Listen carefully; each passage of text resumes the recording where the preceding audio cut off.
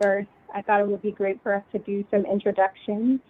And I think in terms of how we might kick things off, at first I will start. My name is Serwah Afriyie. I also go by Rose. And I am a Black Ghanaian American feminist. I have studied by training English writing fiction, but by day I do a lot in entrepreneurship. And I live in the U.S., but my heart is always in Ghana.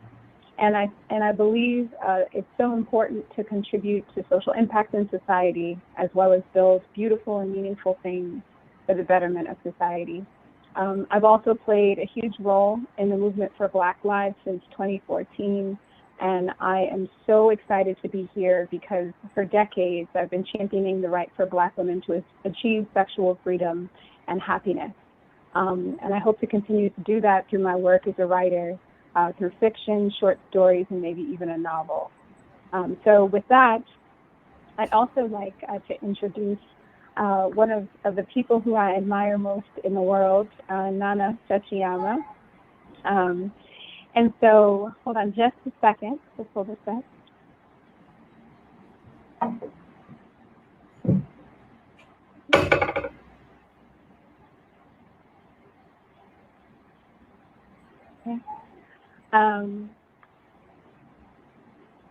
So how to really express Xeenarh Sekyiamah?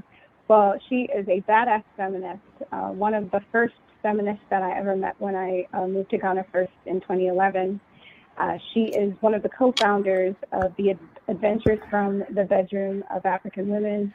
She's also an entrepreneur in her own right, and has long been a feminist organizer, bicontinental, but definitely grounded in African politics. And then also I'd like to introduce Xeenarh, who I believe is slowly coming back on. But Xeenarh is a feminist lawyer, and she's also a community organizer. She focuses on holistic security training, and she hails with over a decade of experience working on human rights issues across all sectors in the world. And she's worked with Open Technology Fund, Love Nigeria Fund. She's based in Lagos, but she's also the co-editor of She Called Me Woman, a collection of first-hand personal stories from Nigerian queer women. And in all her spare time, she also geeks out about sexual safety of queer women. So I know we're going to be coordinating and bringing her fully back, but I'm so excited that she's going to be a part of today's discussion. And then I also want to introduce Sheena. She is also a queer African feminist and writer who is interested in the relationship between sex, sexuality, and pleasure and power in the lives of African American women and LGBT people. She also holds a master's in creative writing from the University of Witwatersrand. You might need to correct my pronunciation there, but almost there. And she's also, she has 10 years of working experience in social justice movements and organizations using various feminist approaches to address women and girls' rights, as well as the rights of queer folks throughout sub-Saharan Africa and beyond. She is based in Kenya and will be bringing that perspective to our discussion today. And then, let's see, anyone else I am missing? Sheena, Xeenarh, Nana. Excellent. And Nana, did I leave anything out that you want to just make sure you underline as a part of today's introduction? Oh, I was going to say no, but since you've given me the opportunity, I think I need to start promoting my book. I have a book that I've been working on since 2014, probably relevant for this conversation because it's about the sex lives of African women, and it'll be published next year. So, yes. Excellent, excellent. I love the fact that we all have writing as a common thread amongst all of us. Yeah, that is so, yeah, it's just one of the big bonds I think that we're holding together as we think about ways that we can process what is an unprecedented period in all of our lifetime. And so with that writing segue, I think one thing I want to do is ground us in one of my favorite writers, in a quote from one of my favorite writers in the world, to really just help us set some intention. And her name is Serwah Afriyie. She's a poet, but she's so many things beyond that. And she once said, "Do not choose the lesser life." Do you hear me? Do you hear me? Choose the life that is yours. The life that is seducing your lungs, that is dripping down your chin. So with that, I just want to really champion us in this conversation to think about how we cannot choose the lesser life. Before we get started, I wanted to ground us in just maybe a sharing of our pronouns. And okay, great. We also have Sheena back, so that's great. So, but I am Rose Afriyie again, and I also go by Serwah, and my pronouns are she, her, hers, and I will pass it to Nana. So my name is Nana Darkoa, and I also go by she, her. And Sheena, would you like to share your pronoun? Yes, she, her, she, her. Yeah. And Xeenarh, to round us out. Yes, my pronouns, she, her, and I'll also answer to they, them. Okay, thank you so much. Thank you. So I want to then return back to this intention that we've raised from Serwah Afriyie as we're thinking about this time in our lives. I've been thinking a lot about breath, losing it, the reality of losing it to COVID-19, the reality also of Black people losing it to police violence. But I think even in the face of what is tremendous adversity, we have to ground a conversation also about agency. And I think the fact that through it all, we're all still here and we're in this discussion about joy is just a testimony to our resilience as Black people the world over. And sex, in all of its glory, is a lot of things and has a beautiful relationship to breath work. So I wanted to pose a question to the panel first to ask you if you see a connection between sex and breath work, the conscious control of breathing, said to influence a person's mental, emotional, or maybe even their physical state. And maybe I'll pass it off first to Xeenarh to share thoughts on this. Oh, I had Xeenarh. Oh, Then I lost her. Okay. Well, Nana Darkoa, please kick us off and share a little bit more about your thoughts on sex and breath work. I really love this question, Rose. And I think I love it because whenever we speak about breath work, it's a reminder for me, it's a reminder to pause, right? And I think sometimes because we breathe instinctively, we think we are breathing, but we know that actually it's something that we need to consciously do. Sometimes it's something that we need to do slowly. We may need to do it to the count of, a bit of 4 in, out to relax. And so when I think of breath work and sex, I think about taking time to pause, taking time to both inhale and exhale, which is about taking in energy, which is about releasing energy. It's about sharing. And you're making me think about the connections between breath and sex and in ways that I hadn't thought about before, right? But as something, I see both breath and sex as essential to living. Yes, I see that as essential to living. And so in this moment where, in a sense, we're all going through a collective pause, we're all literally holding our breath. We're scared of other people's breath. What does that mean for sex? What does that mean for our ability to actually share our life force with one another? And I think that's all I've got at the moment. I feel like this is a question that I need to sit with and think with, and would love to write about, maybe with you all at some point in time, because writing is part of how I process and think. Thank you. Thank you. And Sheena, I don't know if this question also raises anything for you in terms of some of the connections you see between sex and breath work. so interestingly, when I think about sex and breath work, I think about my asthma. Mm. And how my lover is always checking in on my heavy breathing during sex Mm. because I'm asthmatic, and so she would be like, "Are you okay?" So the constant checking in, and that's been in this particular time. It's been my biggest worry.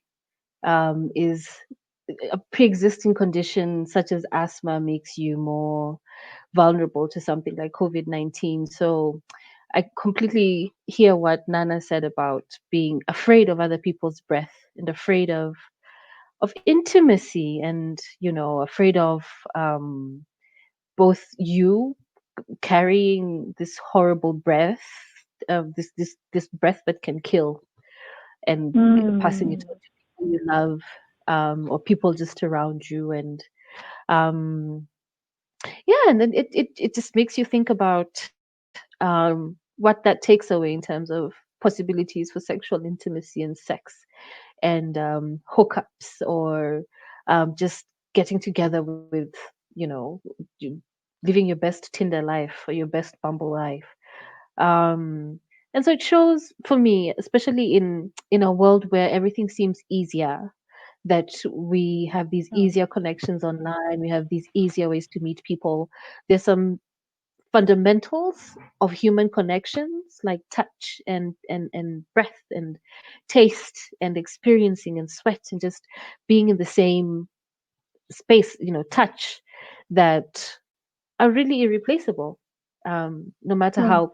how advanced we get with tech and all the other things we have in the world, there's some things that remain fundamental essentials for us. Breath, breathing somebody, like inhaling someone's smell, and holding someone's close. It's Mm. visceral, it's necessary, and it's missing in this time. And so it makes me think of longing, Mm. the way if I'd have an asthma attack and I'd long to be able to breathe without feeling like my lungs aren't expanding enough. I miss feeling like I can breathe. Yeah. Yeah, thanks. That Thank was a deep you. question. Thanks, Rose. Thank you. And I think one thing I'll also add, that you really raised for me, Sheena, as I was listening to you, is the healing power of sex. So in this time of pandemic, when we feel, so many of us, on the precipice of illness, right? How healing it can be to physically be with someone else, to physically have the touch of someone else, the comfort of someone else, the knowing that someone is physically there with you, and that you're not experiencing this time of tremendous uncertainty and fear alone. There's something about collective and togetherness that also is just inherently a part of sex, right? And I think that it's really been also instrumental to our survival to have togetherness, right? So thank you so much for raising that nuance, because it really did also spark that for me. And Xeenarh, I know we're still kind of working on some technical things, but can you hear us okay? And do you want to make a comment about breath work, possibly?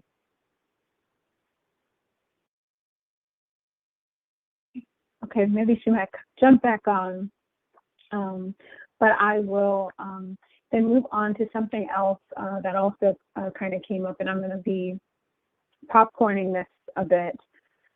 So I'm thinking about the beautiful narratives that are going to be made possible from this experience. I know that it's a grim experience. We've lost so many lives in this period, but I also think that we've learned a lot. And I think one of the narratives that's really marred in my mind from this area is a lot of what our dear sister, and I put out her government name, I guess, or her Ghanaian name, Michaela Araba Boakye Collinson, also known as Michaela Coel, and her searing meditation on consent, I May Destroy You. So I know not everyone yet may have seen that a beautiful narrative, and I do not want to introduce any spoilers. But even for those who might have read about her and the ways in which she has talked about consent, I think one of the big things that comes from this era is how we think about consent overall as we navigate sex during COVID-19. And so I'd love to hear your perspectives about consent and COVID-19, maybe first starting with Sheena. So what's going to happen now? Oh, sorry, it's taking too long to unmute. Ah, like this. So one, thank you for sending the questions beforehand for us to ruminate on, even though it didn't help, because these questions require such a great amount of introspection, in terms of, because when I think of consent, I think about safety and spaces and boundaries, right?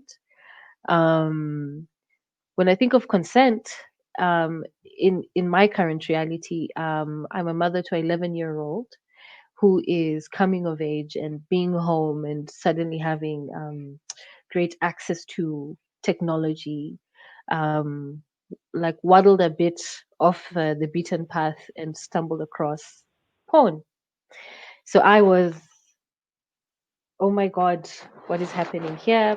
So that was something I wasn't ready. I didn't feel like I was equipped to address this issue with an 11-year-old, because in my mind I was like, that's not what they're looking at this time. But then I realized that, like, times have changed, and so we must change. And I was thinking about how, particularly online, issues of consent become very blurry. Who has access to your information, who has access to your images, where they're shared. In this time of, I hope we're sending lots of like naked selfies and nude feeds, because we need that kind of, a former workmate of mine, Jack, calls intertextual loving and holding. Yeah. So this is how we love each other, through the ones and O's, via technology. But then there's always that fear, because we still sit with the fear of, oh my God, what if I stop being friends with this person and they leak my nudes? How do I send a safe nude? How do I get somebody to understand that crossing the line with my digital self, my digital body, is no different to crossing the line with my physical body? So this time where a lot of our interactions are mediated by technology makes you really pause and think around, where does the body begin and where does the data begin, or are they completely enmeshed? And that's what I think about.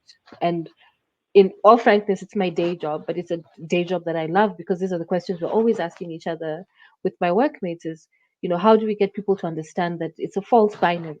There's no online and offline. There's you, and who you are here is who you are there, and it matters. It matters that lines are not crossed, because the breaking of consent is, for me, crossing lines, crossing boundaries, and not being able to negotiate the moving of power between me and somebody that I love, care about, or somebody that I'm interacting with. So it makes you really think about like your body, and whether it's just flesh and bones and blood. It's not. It's ideas, it's thoughts, it's feelings that you put on a blog that are maybe defiled or taken without your consent, and misconstrued.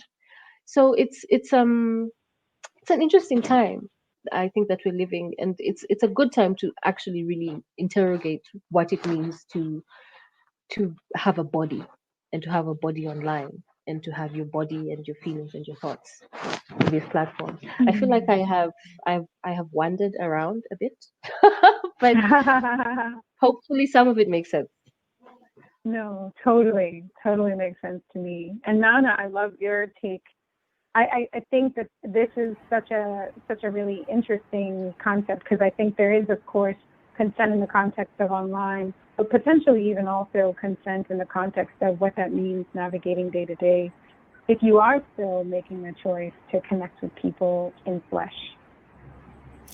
Yes, and I was thinking about that. So actually at the beginning of lockdown in Ghana, I started a relationship with somebody, and it was a really interesting time to start a relationship, because it was almost like we started our relationship in the context of breaking the law. It was like, okay, shall we break lockdown and hang out together?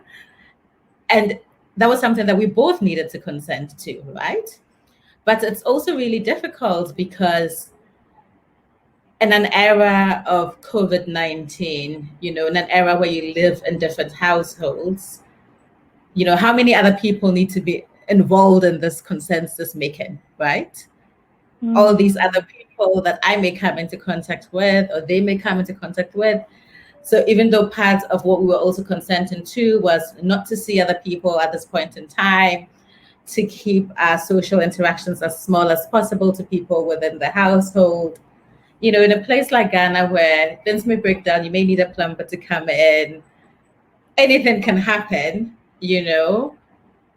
I think for me, it made the issue of consent even more difficult, because yes, it felt like my consent was no longer just going to be with this particular individual I was choosing to have sex with, but it's like, how about all these other people who could get affected by our actions, but do not have the ability to consent to the two of us being physically intimate? But then I'm also thinking about consent and sex. I'm also thinking about consent and sex, especially as a single person now, right? And thinking about all of the guidance that exists right now about sex and COVID-19, and of course, one thing is, yes, ideally, only have sex with the person you're in a relationship with and share a household with. But how about all the people who are single, like myself, who may not necessarily, this is not, it almost feels like this is not this time to start a full-time relationship, but at the same time, what happens when you do want to have sex? What happens when you do want to have intimacy with other people? I'm not sure if that has anything to do with consent, but these are some of the issues that come up for me right now. No, that makes a lot of sense. And I think, so I've been thinking about this a lot as well. And I am someone who's also single and have been dating in the wake of COVID-19 and still doing it in person. While I've done quite a bit of video dates, I also still do meet people outside with a mask on, social distance. And what I've found about consent in this age is that, pre-COVID, I really had to grapple with consent in the most visceral way when I was ready to have sex with somebody, right? And it was like, okay, now let's talk about condoms. Now let's talk about what my boundaries, right? But now in COVID, it's like I'm talking about consent on day one. It's like, I meet someone at the intersection of a street, and the first sort of question is, can I hug you? Or, do you want me to stay 6 feet away? Should I shake your hand? And so then we have to talk about boundaries with even the first introduction, which I think can be laboring and labor intensive. But I think it also gave me a sense of calm, because it sort of also means that I get to practice, and get a sense of how good are you at observing my boundaries? Are you that person who is going to honor even this basic boundary?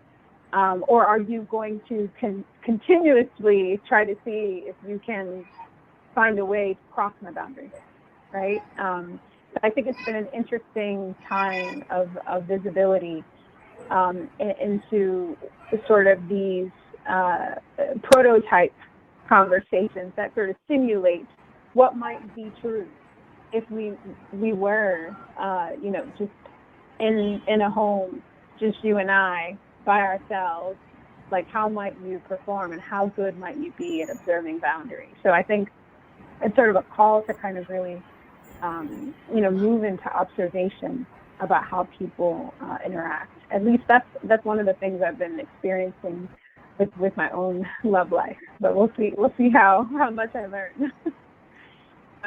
No, I think that's super interesting, and I that totally makes sense to me.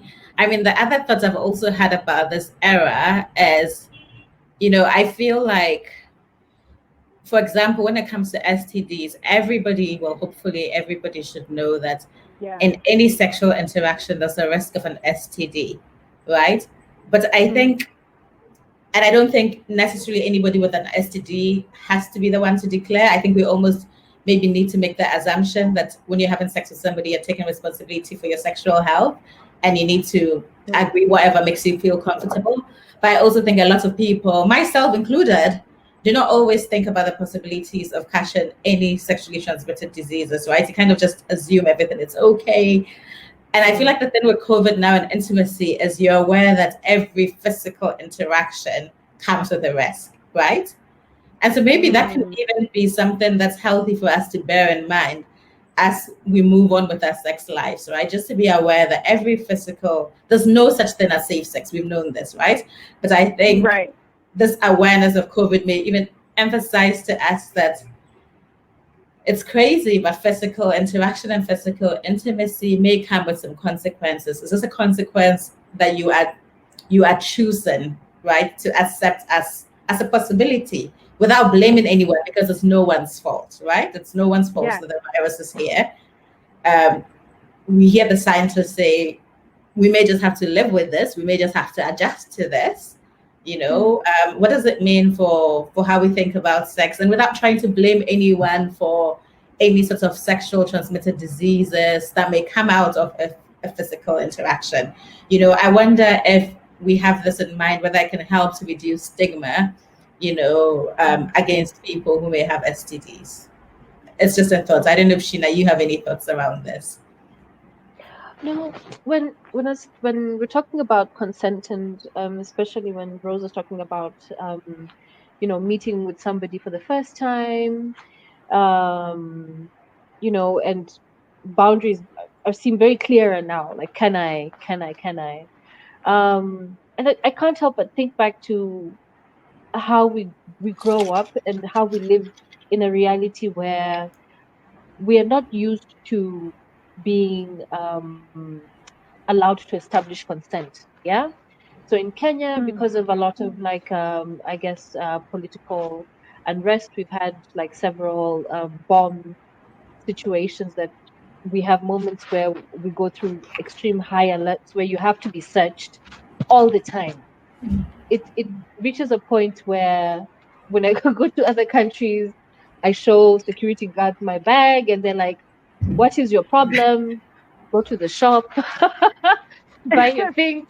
Because in Kenya, everywhere you go, they look through your bag, they look through your person, and they look through your car. They're just always looking through your stuff.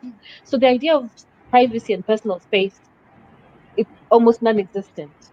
And I remember seeing a tweet online where somebody said, well, maybe now the guys at the bus stop will stop harassing us. Maybe this will be a situation that prevents them from wanting to come so close to us such that they touch us. Because when you're trying to get into a bus to go, like at the bus terminus or taxi, there's grabbing, there's touching, maybe they'll stop touching us. But that also hasn't stopped. And I think the reality for many African countries is that, one, we've been here before. Yeah, either it was political unrest, or there was an outbreak of Ebola, or there was an outbreak of goodness knows what that told us to be scared and careful for a time, but it passed. So there's in the back of our heads is we've been here before. This too shall pass. And I think in between the memory of something similar and the anticipation of this thing ending, people are really still carrying on, at least in Kenya, are still carrying on like this doesn't really matter, It's interesting, like for some people, and it's also very classed, yeah. So the fear and the panic belongs to the people that can afford to fear and to panic. Yeah. For people who can afford to work from home, who can afford to buy sanitizer and gloves and masks and protect themselves.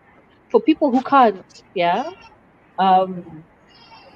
they're like, well, fuck it, we just have to do what we have to do. Yeah, and so I was wondering in the back of my head, it would be good to know if there's anybody listening for sex workers right now during COVID. What's your reality? Yeah, for the working class sex workers who are exposing themselves to, I think, even greater risk, more ways than one, especially in countries where sex work is illegal. There, do they get to insist that a client wears a mask? Do they get to ask screening questions? Yeah, like, did you check your temperature? Does outreach now look like sex workers going around with temperature guns and saying, well, your temperature is 39. I'm not, I'm not going to give services to somebody who's running a fever. So the class dynamics in our current reality are fascinating because everybody is inhabiting a very, very different reality. For some people, it's like business as usual. Do what you have to do, Yeah. and you get on with it. Yeah. Yeah. I just want to plug that we actually just a day or two ago published an article on adventures, which was a conversation between an activist, a Kenyan-based activist, Africa, and a sex worker rights activist, Philista Abdullah of Keswa. So she was actually very much speaking to some of these issues, Sheena, about the challenges that sex workers are experiencing due to COVID. So just to encourage people to also check that out on the Adventures website, which is adventuresfrom.com. Nana, you're good at plugging your things. Anything I have to do that. Thank you. Thank you. I love it. No, but as you're speaking, I was just thinking, yep, like you're so spot on, and I was like, yes, we just published something on the subject. People should know and read it. Drop a link. Please drop a link because I'm actually very interested in reading that. Yes. Yeah. Yeah. Same. I can't wait to read it. I guess, as you were speaking, I was thinking, the first thing I thought about is I spent some time in the late 2000s staying a few blocks away from the red light district, which there is such stratification in Amsterdam. Amsterdam's actually a red light district because I know there are many throughout the world. But I know that there was a huge push in Amsterdam to try to keep the brothels closed in the red light district closed through September, but they insisted on making sure that they could reopen also for sex workers. And one of the big things about negotiations for the most sort of protected by the state, if you will, sex work class in the world in Amsterdam is that, kissing is not allowed. It's, a mask is one of the conditions, right? And there's so many different things that in that context of privilege, right? But we do know that in countries where there's still a lot of citizenship requirements that mean that you would then get the protection of the state when you are able to do this work, that a lot of Black women actually who live in Amsterdam do not have the privilege of having those types of negotiations, right? And so I think when I think about consent, sort of in part, I also then think about negotiation and agency and what kind of things can back my ability to negotiate effectively, as opposed to some of the things that limit my agency. And it's such a huge challenge. And I do think my hope is that at least it's a deeper call for empathy. And at least the thing that I've seen is that I've been able to witness maybe some men who may have not thought about consent, may have not had the practice of asking, as like on day one, really kind of push themselves to get to that place, which I think was a welcome opportunity in the context of the things that COVID-19 is teaching us in this moment. I think that the idea of class is a huge one when we think about sex and sexual negotiation. I want to kind of pull the thread a little bit on what Sheena just posed here in terms of these sort of distinct ways in which access to sex could look differently based on your access to just privacy, your access to resources. How are we thinking about what COVID-19 has exposed about class and sex? I mean, so much, I'm thinking of, and then again, I know this has been like an issue for lots of queer folks, right? Especially young queer folks who have had to move home, who have to spend more time at home, who may be living with homophobic parents or parents who do not know about their sexuality, who are now in a position where, you're home. How can you have a hookup? How can you have your lover come over? How can you go and meet your lover? Now your parents will have even more of a right to ask where you're going, what time are you coming back, and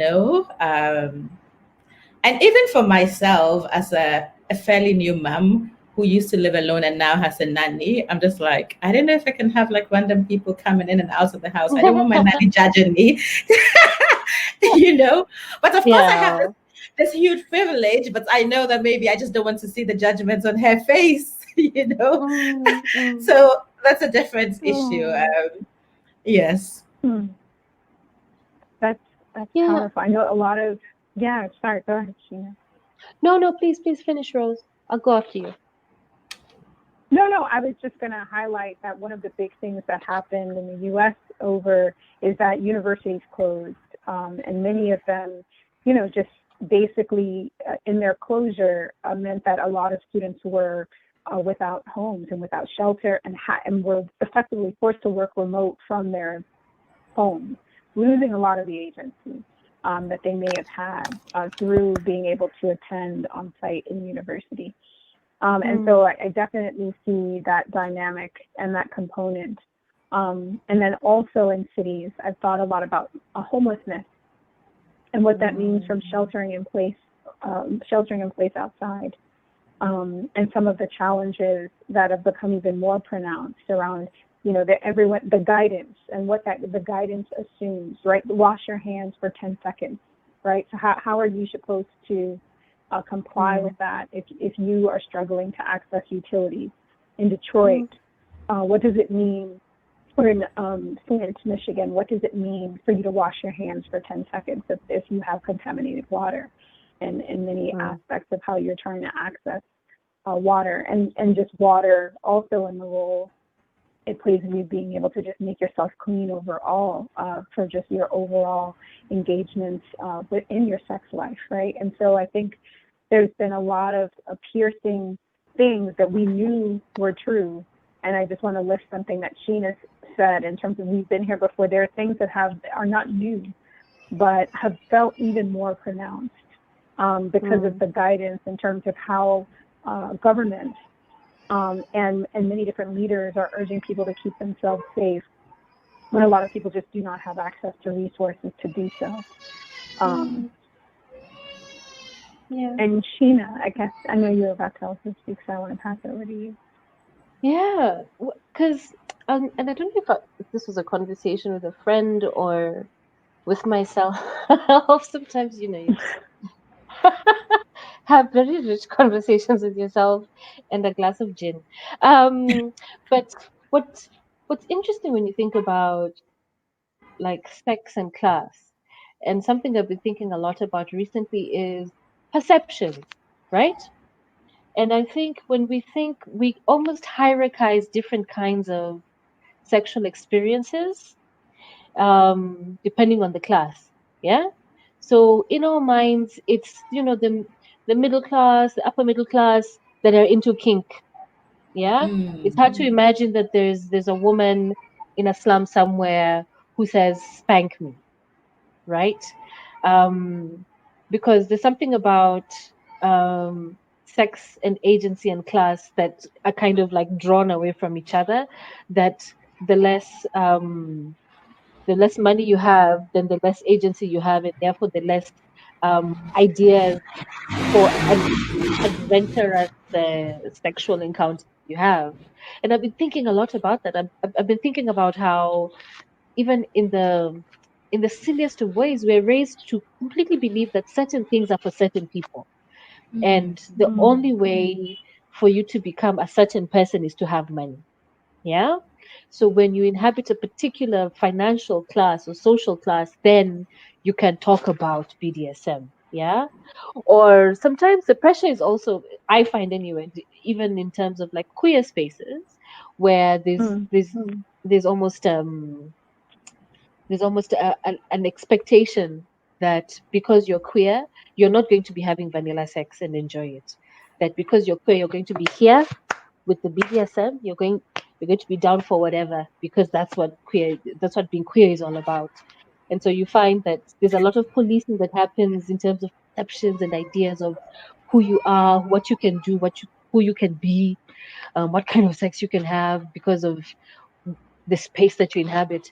And interestingly, I think even in Kenya, when you are a respectable member of society, your sex is supposed to be boring. You cannot be a member of parliament talking about cuffs and blindfolds. No, no. You are a lovely heterosexual married woman who probably has sex for procreation. That's nothing there, you know? So it's interesting how we perceive, sex in different places and different spaces in terms of um, who can do what with with with what we have, and yeah, and that's something I'm challenging myself a lot more these days is allowing myself to break out of these boxes of ideas of who can have what kind of sex or who is expected to be experimental and even with my own prejudices, right, where I'm like, oh, I don't want to be a stereotypical queer who enjoys these things, like, but asking myself, who are you performing for? Is this not your own pleasure? If it's your own pleasure, get it, girl, do it. Mm-hmm. Yeah. Yeah. Yeah. And I think it's very in line with this thing, not this theme that we've kind of really grounded ourselves in terms of not choosing the lesser life, right? Going after the life that is yours. I think there's this in Black freedom movement in the U.S. that this term comes up a lot.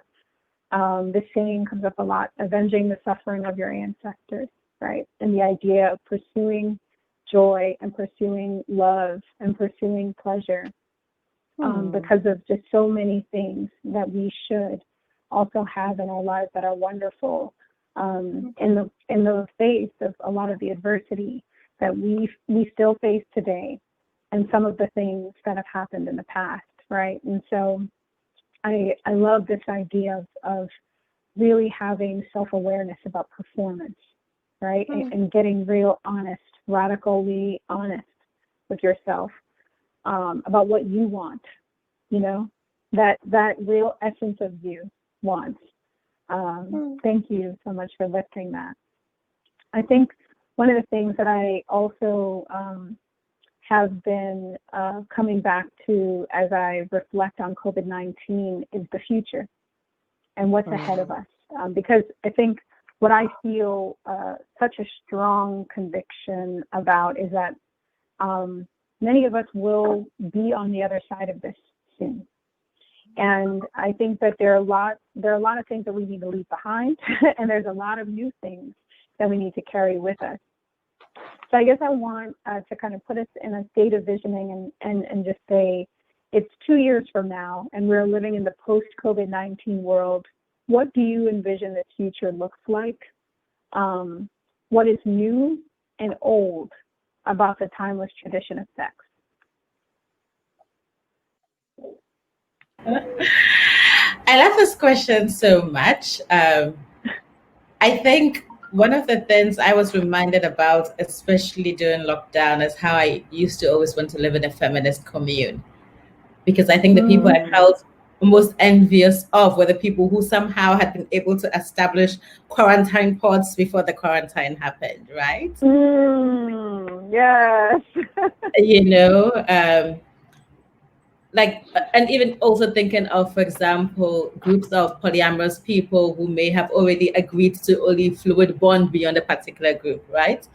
I wonder what opportunities may arise for us to think of how we can live in community, how we can be more self-sustaining. You know, during quarantine, I wished I had a little backyard where I was growing my veggies, you know, so I don't have to go out and buy veggies. Yeah, but I would love to think, I think it would be beautiful to imagine what would it look like to actually still be in community with people that you've chosen to be in community with, where you can care for each other. As somebody who lived alone, you know, I invited my cousin to come and live with me during the quarantine because I thought, what happens if I get sick? There'll be nobody to take care of me, right? But if my cousin came to live with me, I could take care of them. If they got sick, they could take care of me. Yeah, so like for me, this is something that I would love to dream about. Like, what kind of African feminist community spaces can we create where we can care for each other, where we can support one another? You know, what would it be like to live in a commune with lots of lovers, where we all felt safe because, like, you know, we're all, I don't know, this is our group, right? This is the group of people that we have sex with and we live together, and, you know, we can support one another, and some people may earn more and have more to give to others. Yeah, this is kind of like where my imagination goes to. Yeah, thank you. Thank you. And Sheena, what does the future look like for you? I think I have been denying myself sex. I need to have more of it. Woo! Oh my God. Yeah, the the COVID dry spell. You know, there's when you don't want to because you're like, I don't feel like, oh, I'm tired. Now it's enforced, yeah, because you can't see the people you want to be doing the nasty with, and now you're like, no, so that the childish stubbornness in me never went away. When your mother tells you don't touch that, you're like, but why? So I feel like yeah, I need to be having a hell of a lot more sex. But another thing I found out during the COVID, and I don't know if this was because of being locked up with family and my child, and I crave, I value, I'm a better person when I have some time to myself. Like I am yes, I love people. I feed off the energy of people. I love community, but every 2-3 months I need complete solitude. Um, and I gifted myself that. I took leave. I booked an Airbnb in another corner of Nairobi, and I kissed my child goodbye. I told him, "You'll be fine. You won't die." Told my sister, "Thank you. You're the best." And I fucked off to be alone, to cry, to read, to watch, to eat cake, and to masturbate without wondering, oh, are people hearing me? Are people? Oh God, this child, I'll be traumatized.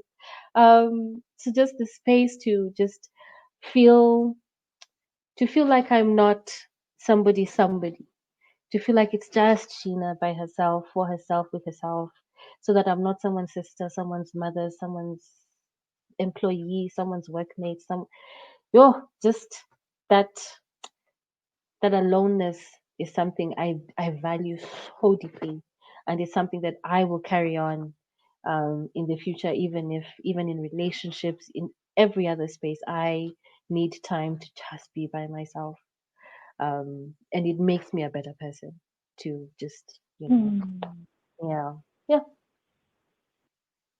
Thank you. Thank you so much for that. Oh my goodness. Yeah, I think futures. Oh, sorry, go ahead. So I was going to say, I don't know if you can see the question from Remo in the chat. Yes. Which I thought was a great question for us. Yeah, what does post-COVID mean to us? What would it look like to be post-COVID? Is it a vaccine? Is it a recovery from the economic impact and the health impact? Yeah, I mean, I at least what I envisioned in posing that question was the idea that COVID-19 would mean potentially the imminent death, and that there was no cure for COVID-19 that was universally accessible. Now, I think even when there is a cure, the road to universal accessibility will still be a prolonged one. But I think I at least thought about it in the context of the cure and its access. But I do think that there is a question, and I think it'll probably be later than 2 years in terms of the economic recovery, and also what people are now sort of starting to write more about, which is what happens to people after they've had COVID-19 and what those long-term effects are on their lives, even though it didn't kill them, right? And they survived it, but they are still having impacts in the foreseeable. And so I at least was thinking about the idea that we would have freedom of movement again, that we could convene together in groups, large groups again, when we're back to that world, and that the cure is within grasp. What will be new and what will be old is how I was thinking about it. But I don't know if either of you also maybe were thinking in your answer about a different destination of post-COVID.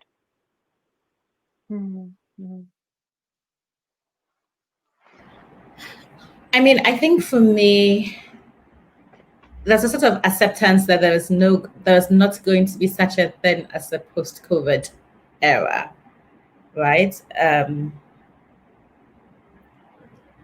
I guess as well, sometimes when we speak of post-COVID, people think or say they want things to return to how they were, right? And we also know how things were before COVID was not great for lots and lots of people, which has been part of what I think this pandemic has showed up, right? Like some of us in activist spaces have always been aware of how particular communities are even more vulnerable, you know. But I think COVID has also emphasized how, I think to the wider world, that it's not just out there, right? What happens to your neighbor can happen to you today. It's shown that, you know, we all need better health systems, right? Even the countries that supposedly have good health systems crumble when there's a pandemic. And so for me, post-COVID is not simply going back to a pre-COVID era, but post-COVID will also be a space where we've maybe managed to accelerate, in a sense, the struggle for social justice for everybody, you know. I guess that's part of my hope for a post-COVID era, including everything you said, Serwah. Yeah. Yeah, thank you. So I want to give an opportunity maybe for us to take questions from folks who might have them, and give maybe a minute or two for folks to share some key questions, unless there are things that are burning and top of mind. For you, Nana or Sheena? No.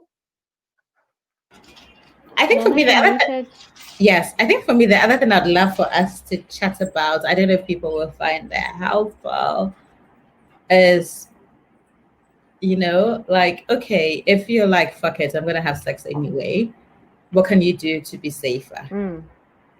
Right? Beyond just don't have sex or only have sex with the people you live in the same household with. Are there ways for sex to be safer if you do choose to have it, right? If you do accept that every form of physical intimacy has a risk, so it's more about what kind of risk is acceptable to you. I would be interested in that conversation.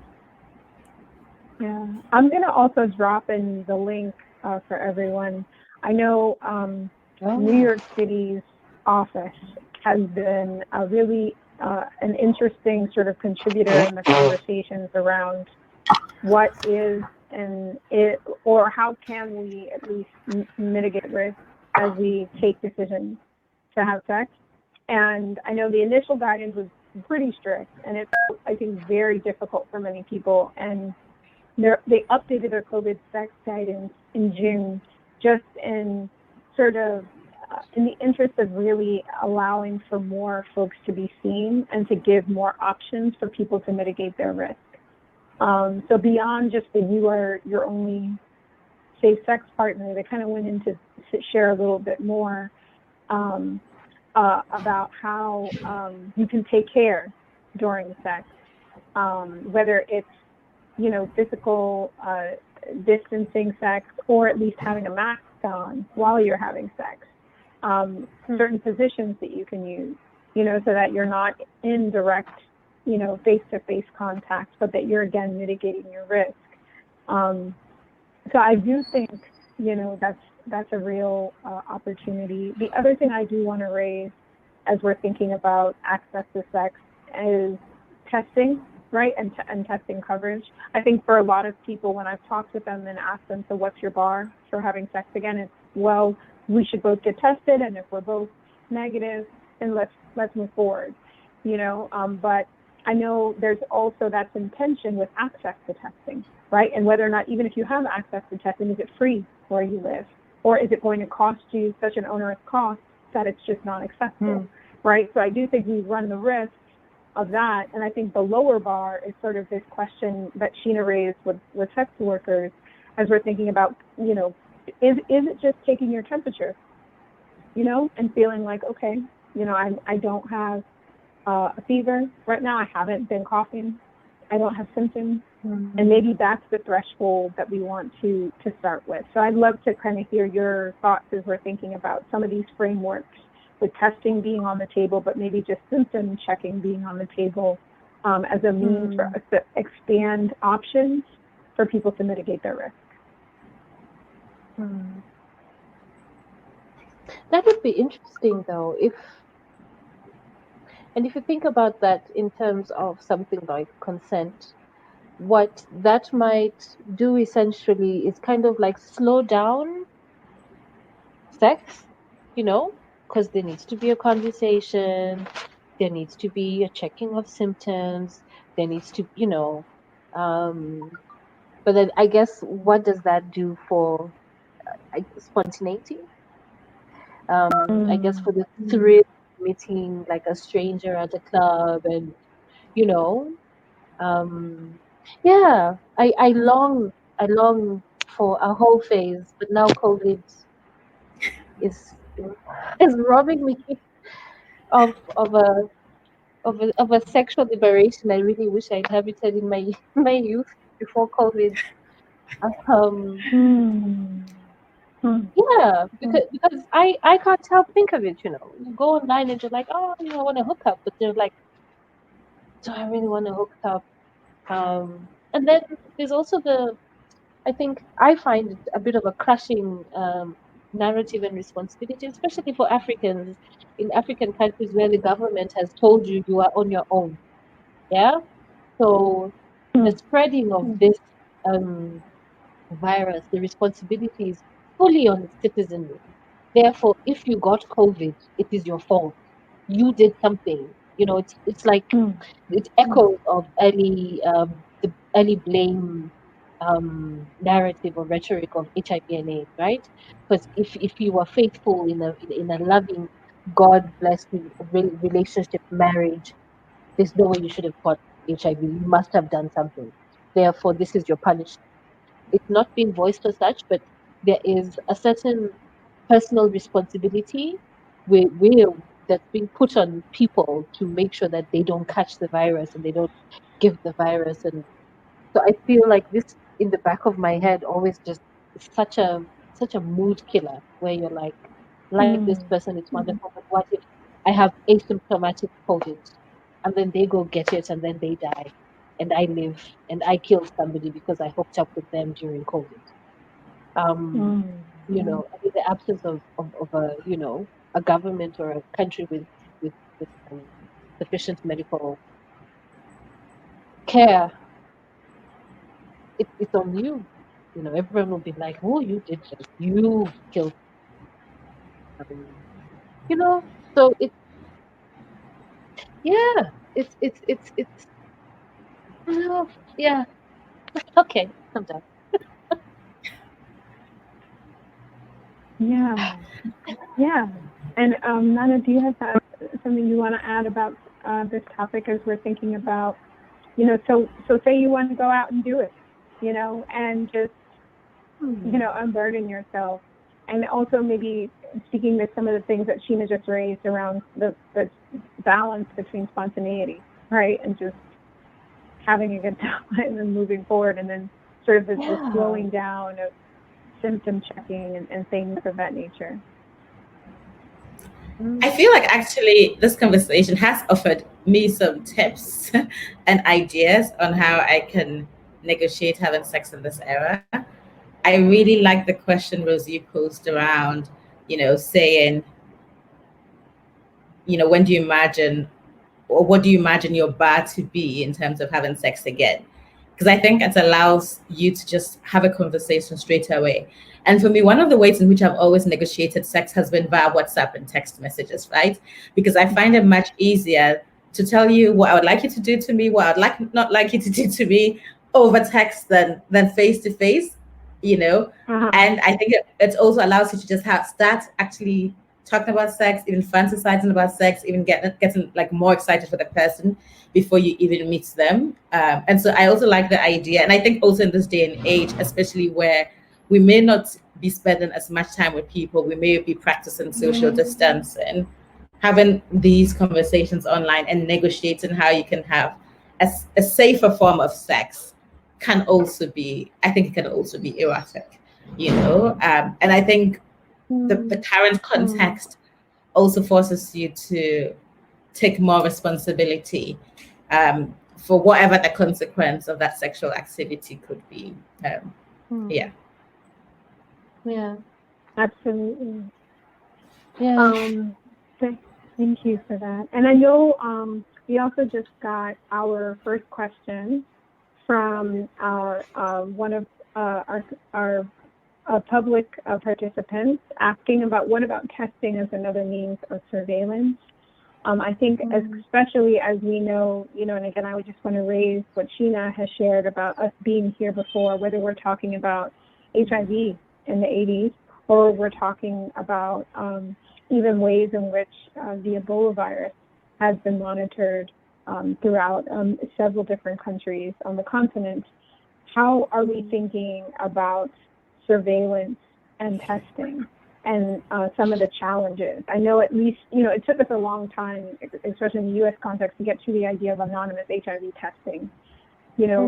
Are we thinking that the guidance is that we need to move towards an anonymous COVID-19 test that allows for ways in which people feel safe to get these tests, and then also move forward with, the joy of their sex life if they feel, those tests really allow for them to have clarity. Because the other challenge I just also want to say about tests is that not all tests are created equal right now. There's a lot in the market that has not been fully rigorously tested, and so I think I just want to put that out there and build on this amazing question. Thank you so much for posing it about testing as another means of surveillance.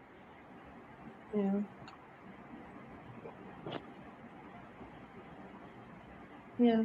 And if I can just plug in, just reflecting on what you both said right now, and some of the input and the questions coming from the people listening. I think a big issue with COVID and sex is it touches on a very almost primal human need for community and and touch. I remember like in the earlier days of COVID, there was this video of this surgeon or a doctor working in a hospital who came home after a long shift, and his son ran to him, and he was like,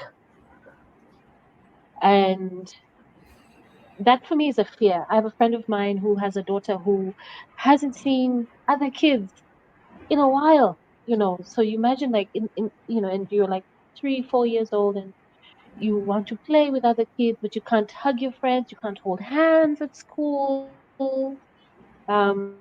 Suddenly, the world is dirty, and there's something about this this virus that, and it's messaging that is around dirt. Yeah, that people are dirty. Coming into contact with human beings is dirty. Touching something that somebody else has touched is dirty. Um, and for Black people, grown up in in countries like South Africa, that have like their colonial history is very young, being Black and undesirable. So there's this constant feeling of undesirability um, that we're carrying around with us that I fear might just really have some long-term impact in terms of how we see ourselves, but also how we see other people, and take away a very primal need to just say hi, like talk to people. I was talking to a friend. I was saying, do we think somehow that masks are muffling us all? So, because some people really struggle to talk with a mask on. You have to raise your voice. So you find a lot of people just take off their mask at the bank, at the shops, because how do I communicate with a thing in front of my mouth? So I'm wondering how many people have things that they wanted to say, right? So where you have men who just don't care in society, someone cat calls you, usually you'd retort, but there's a mask now. And so you're like, what's the point? I will be heard anyway. So I think there's a lot happening in my head, especially in my head. Busy up there. But I feel like there's a lot of small things that are happening to human behavior in the wake of COVID that might have like lasting reverberations. But I still hold true to, and I think this was the energy in the beginning before when it took forever for COVID to get to Africa, and we were here like the whole continent was like, it's not ours, it's not ours, it's not ours. Like, oh shit, yeah, oh damn it, it's here, damn it, Egypt, why? We started blaming countries that started like, damn it, and then we're like, okay, now stop. This is ridiculous. It's here.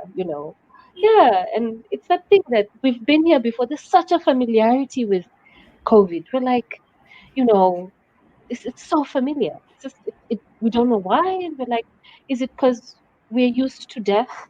Is that right? Because we're always burying somebody. Yes, it's not COVID related, but there's always an uncle and an aunt and a cousin and a relative. The people around us who are always dying.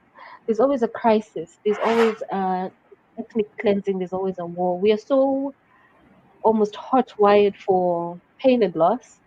So this feels like another thing where we're like, okay, just do what you need to do. We'll be fine. We've been here before. This is not new. We'll be okay. And we just keep telling ourselves, we'll be okay. We'll be okay. This too shall pass. So yeah. Thank you so much for that. I mean, I think it's so important for us to remember that this is not our first crisis, unfortunately. And even though COVID-19 has meant that we're grieving, we're not even allowed to grieve in the same ways that we have. We're not allowed, by allowed, I mean, that there's all this public guidance now that has another perspective on how we should be thinking about things and sort of sharing guidance on how we should be really living our lives and taking decisions. And so I think, it's changed things like the Ghanaian funeral. It's changed things like the composition of who we connect with, right? So what it means for older adults, for example, and how we are able to get the guidance and the wisdom of our elders. face to face is different, as we're sort of facing these challenges that are bigger than we've seen and felt in our lifetimes. I do want to also just lift something that Paula wrote in with and shared their early discussions around COVID self-testing and a few products in the pipeline, which are building a lot of the knowledge gathered from HIV self-testing programs. And I think, again, that we're sort of on the shoulders of previous moments in history that have allowed for us to really think about ways in which, again, coming back to what Nana said earlier, that even if your bar is testing, that we also remember what Sheena shared about the idea that the body is vast, right? And it's not just your physical body, but it is also your voice, it's also your commentary. And so even as people think about one framework being, well, if we get a test, right, that test shouldn't mean that this is sort of the eliminator, that we also borrow from some of the guidance of what we know to be true from the HIV, the sort of the height of the HIV era, and thinking about, well, maybe that means if one of us has COVID and you don't, that we have phone sex, and we continue to have communications and send news and send text messages and do a series of things that help us really still remain connected in this moment, right? And so I just think that these frameworks are helpful at giving people options and allowing people to remember that they have agency. So that's the thing that I wanted to share, at least in that vein. And I don't know, Nana, it seems like something's on your mind, so I want to pass it to you. No, I was just thinking at the beginning of, I don't even know at which beginning it was, but I remember thinking that actually, for me, I thought, oh, this is probably a great opportunity to experiment with, hiring a sex worker online and having like fun sex in a virtual room somewhere. So I think with every challenge, there's also an opportunity to like expand your boundaries and try new things, So yes, yeah, I think that's the only thing I wanted to say right now. Yeah, I was going to say +1 to the app developer or entrepreneur who creates a virtual way for sex workers to get paid for their amazing work and talents virtually in the wake of COVID-19. I think that would be such an amazing idea and a way to support women specifically who are on the margins of society and across borders. Right, that Zoom could potentially, think about ways to ensure that so many of us can make it to the other side of this era. So as we really close out in the final 5 minutes, I guess I just wanted to allow us to share maybe some final thoughts that we're thinking about from this conversation, maybe some of the pieces we've shared around consent, around breath, around class, as well as just agency and choices that are broader than just, unless you're married and you live in the same house, stay home. What are some of the big takeaways that you really want to reiterate from today's conversation that we should be really thinking about as we move on with the rest of our lives after today on sex and sexuality in the COVID-19 era? Maybe Sheena, do you want to kick us off?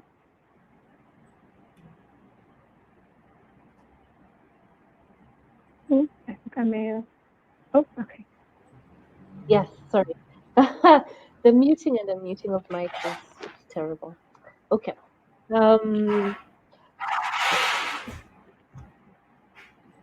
I think for those of us who have been gifted this, I guess this crisis as a space for reflection, because it's not the same for everyone. It's not a crisis for everyone. There are people who are glad, that this happened so that they are alone, or they are forced to be with people that they love or people that they've really struggled to connect with, and suddenly they can't go anywhere. For the people who have been forced to make relationships work because what does happen? We're here. Huh? because of the COVID, for people who are trapped because of the COVID. I think just being able to come to a space like this and like think deeper about what this is and what this means, or how this shifts some fundamental truths for you. I think it's a gift in many ways. In all the ways that it is not, it is also a gift and a good space to connect, I think, with yourself, away from the noise, away from the performativity politics. I think this is a good time for you to really just figure out what is it that, who are you? What do you like? What are you about? By yourself or around people, and just like connect, if you can, even deeper with who you are and who you are in the world. And yeah, I think so. That's what it's being for me. It comes with shitload of privilege, but I take it, and I take it for what it is, and I give thanks for the opportunity to really presence within myself. Yeah. Thank you. Thank you. And some final words, Nana, Darkoa Sekyiamah, can we close this out? No pressure. I know, right? No pressure at all. But I think maybe my final words are also a reminder to myself to not think of sex as something that needs to involve another person or other people, to think of sex as also really about sex with yourself, about self-pleasuring, to also remember that, like Sheena mentioned earlier, there doesn't need to be a separation between the digital world and the physical world. So maybe this is an opportunity to experience more fun digital sex, right? Maybe even if it's an opportunity to experience no sex at all. I mean, what could that do for my sex life? In some of the interviews, I've done interviews with people who have chosen to be a celibate for 1,000 days, and had way much better sex at the end of it, or had way much better sex with themselves when they've chosen to be celibate, So I think there are all of these possibilities. And I want to remind myself of these possibilities and not feel like I am feeling like, oh shit, what do I do now? Yes. And it looks like Sheena dropped out or lost her connection. Oh no. Okay. But okay, but I guess we're at really at our close. But no, sorry, I think you were also finishing your thought there. No, I think that was it. Yeah. Okay. Well, thank you so much for that. I do think it's so important for us to remember that it's not just an act with others. It's really an act of self, and it really starts with us as we think about ways in which we can just really fortify ourselves to survive this unprecedented period in our lives and do so with joy. So I just want to say thank you so much, Nana, for giving me an opportunity to hold and be a part of this amazing conversation today on sex and sexuality in the COVID-19 era. I think it's a conversation I look forward to continuing online in the digital world beyond just this virtual room. And also want to challenge everyone to do the same, and to really, I think, hold the intention of Mayor Waid on, not choosing the lesser life, but also of our amazing sister Sheena on, checking yourself around performance and really listening to that inner voice so that you can establish what you want for yourself and for your self-love and joy. Thank you, everyone. And I just am so excited about what's next. Thank you, Serwah, for amazing facilitation. And to everybody that's watching, like you may know, this is just the very first panel for Adventures Live 2020, which is going to be ongoing from now until November. So there'll be many more exciting panel conversations, Twitter discussions, Instagram chats, Facebook lives. We're going to do it all. So please check out adventuresfrom.com for the program and follow our social media channels, which is Adventures From on Facebook. On Facebook, we're Adventures TV. On Twitter, we are Adventure From without the S. And on Instagram, we are Adventures From. So thank you, everybody. And thank you, Rose. You've been amazing. Thank you. Thank you. I'm so excited to do this again and continue these conversations. Bye, everybody. Thanks, everybody. Bye. Thank you. Bye.